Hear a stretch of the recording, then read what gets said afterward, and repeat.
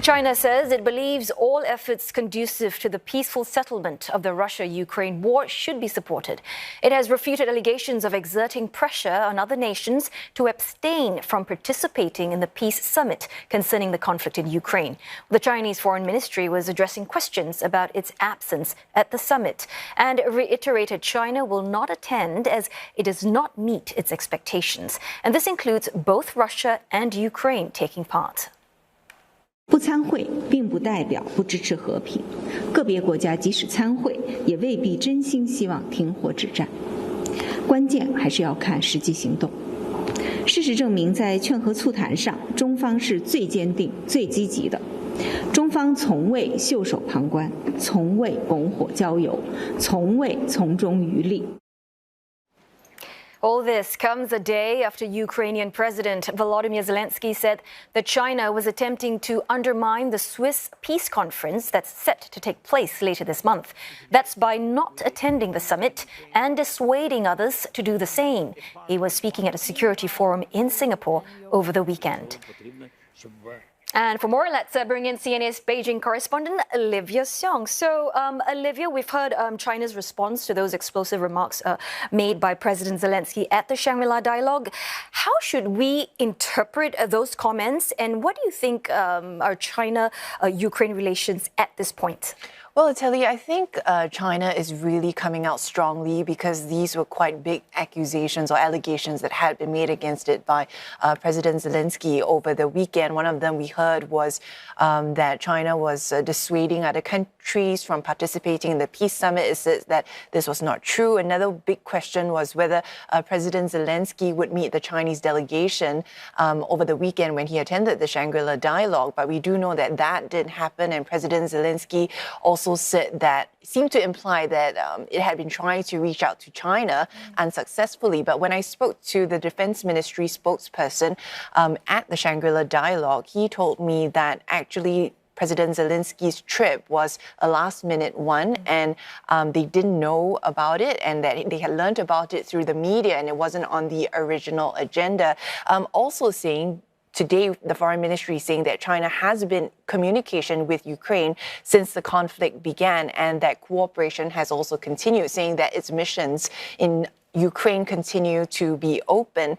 We also know that the US and EU have been trying to get China to use more of its influence with Moscow to try and end this conflict. And it also has these allegations that China is supplying weapons or dual-use items to Russia. But this is something that China has continued to deny. Today, the Foreign Ministry instead not only just pointing the finger back at the U.S. for fanning the flames of tension, but also now saying that it is the U.S. and the West that's supplying weapons and weapon parts and dual-use items to Russia.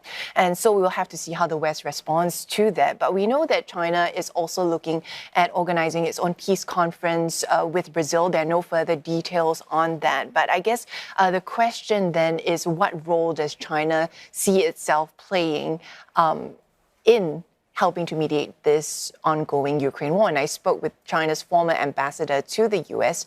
and asked him about this. Have a listen. Do you feel, from your perspective, then, that China is better placed to play a role in helping to mediate in this conflict? You outline what China is prepared to do, but Europe and the US have repeatedly asked China to use more of its influence with Russia. I think if we're talking about goodwill, maybe China is a better place than some of the other parts. If we talk about capability, I'm not so sure we are better placed. There are countries who are more capable than China to help a peaceful solution. What is lacking is political will. Could we clarify which countries specifically you think are better placed to do more? Well, frankly, I think when I say this, what I had in mind was United States and NATO members. It seemed to me, I have not talked to these people in person. But as far as I can read from press reports, it seems to me some people are more interested in continuing the conflict and so-called keep Russia down. So they are still sending more and more arms to the region. How can you stop the conflicts with more and more arms supply? That's impossible. And, Olivia, speaking of NATO, Estonia, I just want to highlight Estonia, a very small country of about 1.3 million people. They became a member back in 2004, and it basically considers itself a frontline state with its border guards actually facing the Russian stronghold of Ivangorod. And just recently, based on a recent report, the country's prime minister said that Estonia has no plan B if Ukraine loses this war. So I had the opportunity to speak to the Estonian defense minister, Hannu Pevkur, at the Shangri-La Dialogue, and I asked him if he sees any parallels between China's actions in the Indo-Pacific and Russia's actions in Eastern Europe, and this is what he had to say. Obviously, we see that, and there is no secret that they are making also cooperation. So China and then Russia. Also today, Russia fighting in Ukraine and having this aggression war. They are getting help also from Iran, from North Korea. So definitely, Russia is trying to find also some new possibilities for them to backfill their own stocks. So that means that, of course, every country who has some superpower or more powerful country close to themselves, they need to be very open, they need to be very interconnected with all the allies. And of course, Olivia, you were at the Shangri-La Dialogue. One of the hottest topics discussed at the dialogue was about the escalating tensions at the South China Sea. And have you heard about China's grey zone strategy? Yeah, for sure. This was the South China Sea, definitely a hot topic, and China taking every opportunity to reiterate its position there. So grey zone tactics is something that experts have been talking about. Yeah, exactly. And just for the record, when it comes to grey zone strategy, it's about asserting claims without triggering a military response. And that has, I've always wondered, and I'm sure a lot of concerns out there, whether China has actually been effective in achieving its goals, and also how sustainable is this approach. So when I was at the Shangri-La Dialogue, I took the opportunity to speak with Maya Nauwens. She's a senior fellow for Chinese Security and Defense Policy, IISS, and this is what she has to say. And this, I think, has created some momentum for countries to look towards the United States for security guarantees more strongly than it would have otherwise been in the past. So there's some success, but there's, of course, a response as well. Is it a sustainable approach, though?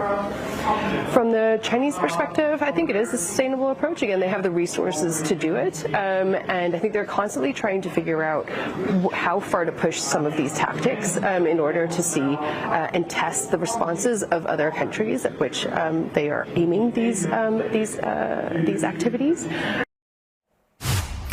So, Olivia, I know you've been working the ground at the Shangri-La Dialogue from Friday to Sunday, more than 12-hour shifts, and you've been covering the Shangri-La Dialogue for very many years. There was a lot happening, to be fair, so, it kept us busy. Yeah, the adrenaline, right, kept you on your toes. So, in a nutshell, can you just give us a sense of basically how China has approached the Shangri-La Dialogue? And in previous years, they've also discussed, they've expressed that this discussion has been very Western-centric. Has that changed?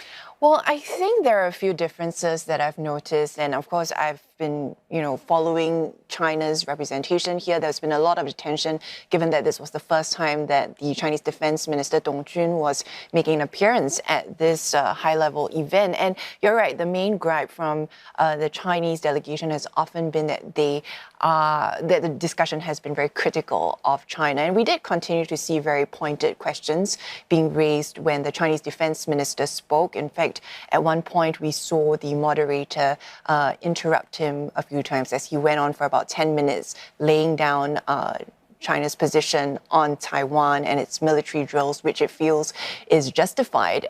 He did go on, even though there were many other questions being raised on other topics. But I think this spoke of the priorities for China, the fact that the defense minister felt that he had to reiterate this. Even though it drew a bit of a response from the room, and there were some discussions among the delegates that I noticed, it clearly shows what China's priorities and security concerns are.